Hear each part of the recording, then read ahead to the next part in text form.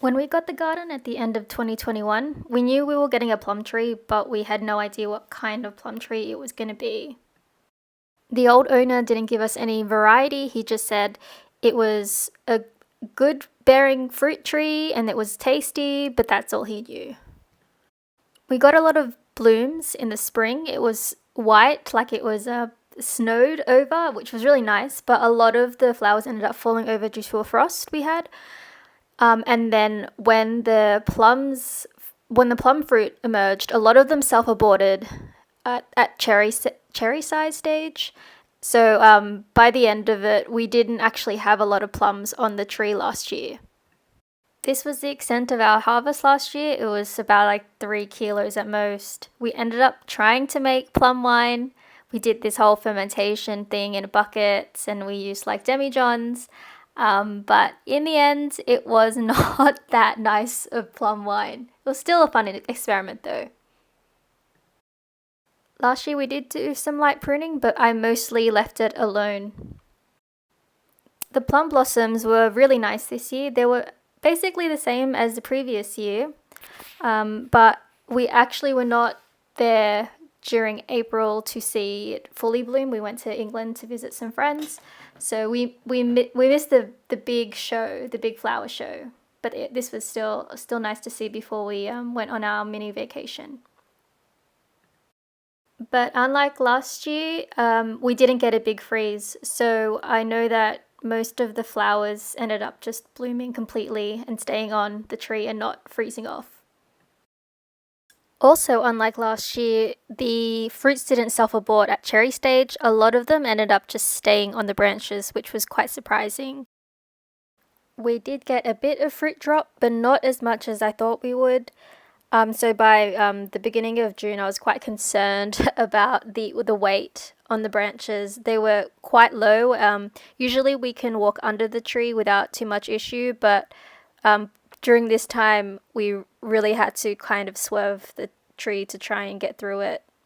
I noticed that a lot of the green plums had these brown markings, like spots on them. I tried to Google it, but I didn't really find out what they were. And because we didn't have a lot to compare it to from last year, I thought like everything was sick, but that was not the case. So we did a little bit of a thinning to try and lessen the weight on the branches. During this time, we also saw some brown rot affected plums. As soon as we saw something like this, we would take it off. And then we did the secondary thinning out, but it was a lot more than the first time round. And we thinned out as much as we could on the lower branches, as well as taking off any diseased brown rot plums that we saw. By mid-July, the plums were finally blushing to a different colour, to a purplish colour. This was a bit weird because last year, around this exact time, we were harvesting all the fruits. So compared to last year, the season was definitely a little later. Those brown spots that I saw when they were green were a lot less noticeable. We did continue to see brown rot, which we would remove straight away from the tree. And yeah, we could see that there was going to be a lot of plums this season. A week from the previous clip, you could immediately see the difference between the colouring. The tree was purple. It was the case last year that basically everything ripened at the same time. And I thought that was going to be the case this year as well, but it was just a little bit more staggered than the previous year. This was the first basket harvest of the season. I actually ended up giving all these plums away to one colleague of mine because I knew there was going to be plenty more where that came from, and I knew I was going to be pretty overwhelmed anyway pretty soon. The plums themselves are purple on the outside, and inside they have a yellow flesh with a seed that pops right out really, really easily. I ended up getting confirmation from 2 people that this variety is called Opal. And then I looked it up myself, and yeah, this is definitely an Opal Plum. Opal plums are quite a popular variety here in the Netherlands. It's a good all-rounder type plum that can be used fresh or cooked in desserts or chutneys and things like that. And once we found out we had an opal plum, we started seeing opal plums everywhere. My mother-in-law did the first big pick and she stripped about 12 kilos off the tree. She took about 2 kilos for herself, and the rest I ended up bringing to work in a basket and asking people to take as much as they wanted because I could not eat them all myself. So we knew from the first big pick that we would have to visit the tree every day to pick what was ripe because we didn't want the tree to start dropping the plums and rotting on the ground.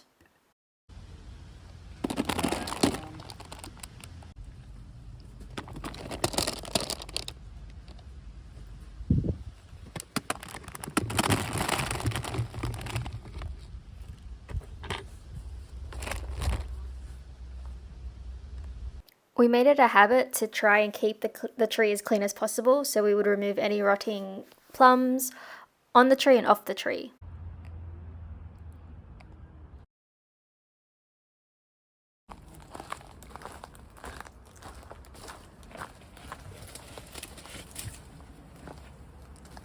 On Monday after work, after I have given away so many plums, I bought a fruit plucker.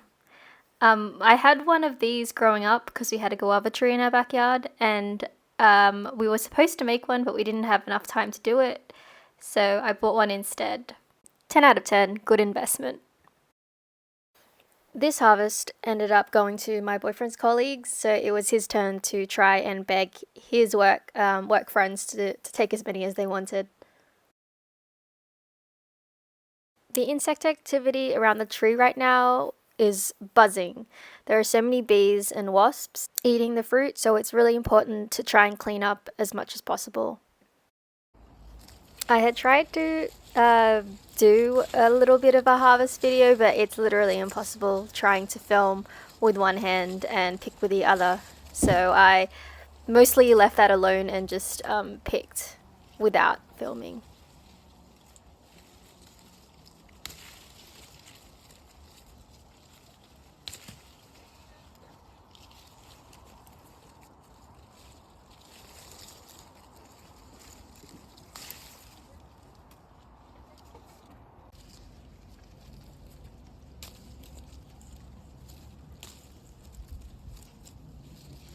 On Tuesday, we brought the bigger basket, and that night we walked around the allotment complex, begging other allotmenteers to take as many as they wanted. We got some courgettes in return and got rid of a whole bunch, which was nice. By Wednesday, all the lower branches were mostly empty, except for a few that were still unripe. So we got the ladder out. My boyfriend used the ladder to pick because he's a lot more tall than me, and I was using the fruit picker to get the plums from the higher branches. We ended up composting a lot of fruit. Some were split, so we didn't want to take them, and others had been munched on by birds and bees and wasps. The compost bin was completely covered in bees. It sounded like a hive.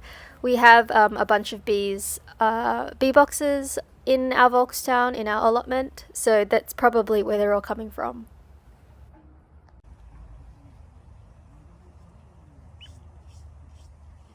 Thursday and Friday we didn't end up picking, so when we came back on the Saturday, there was a lot on the ground that we had to compost. The compost bin itself was also crazy busy with bees and flies and wasps. They seemed like they were having a really good time in there. So that Saturday we decided to just completely remove any and all the plums we saw. So this ended up being our last harvest. The tree is currently empty, and that was the season over. So now the tree is completely empty and we can go back to walking underneath it without hitting our heads on branches. So what do you do with over 50 kilos of plums? You try and give away as much as humanly possible, and you become the annoying plum neighbour and the annoying plum family member. You also share a bunch with your dog daughter because she loves plums, but not too much because you don't want to have to clean that up afterwards. Plums can be quite fibrous if you eat enough of them. The first thing I ended up making from the plums was a Chinese plum sauce. I'd never made it before, but I know that the sauce is tasty, so I just looked up a recipe from YouTube and followed that. So I sliced some plums and then infused it with some aromatic herbs. The recipe itself was really simple. and I ended up using it straight away on some vegetables and some aubergines I had picked myself. The second thing I ended up making was a big batch of plum and onion chutney. This was actually the second time I had made it this season. The first time it was a bit of a fail, so I tried to do it again. I had gotten the recipe from a colleague of mine, and it was really tasty. And the first batch was really tasty, but I had accidentally reduced it too much. And when I put it in a jar, it had basically congealed into like a really thick jellied mass, which is really hard to try and scoop out. It ended up being just way too thick. So I kept the second batch a bit more runny and ended up canning a few jars. We ended up eating some that night with some potatoes from the garden and some vegetarian sausages. The last thing I've made so far was a plum sorbet from David Leibovitz. He is my favorite food writer. I don't have an ice cream maker, but it's easy enough to make sorbet without one. You just need a freezer, so you can go in every couple of hours to aerate and move the ice crystals around. It is delicious, and I recommend using plums in this way. A few people I gave plums to actually made some plum tarts. I'm not a huge fan of tarts in this way, but I will make a crumble with some of the plums. And that was the end of this year's plum saga. I'm happy we got to share a lot of the plums with other people who also enjoyed it, but I'm really glad that I only have one plum tree to deal with. Thanks for watching, bye!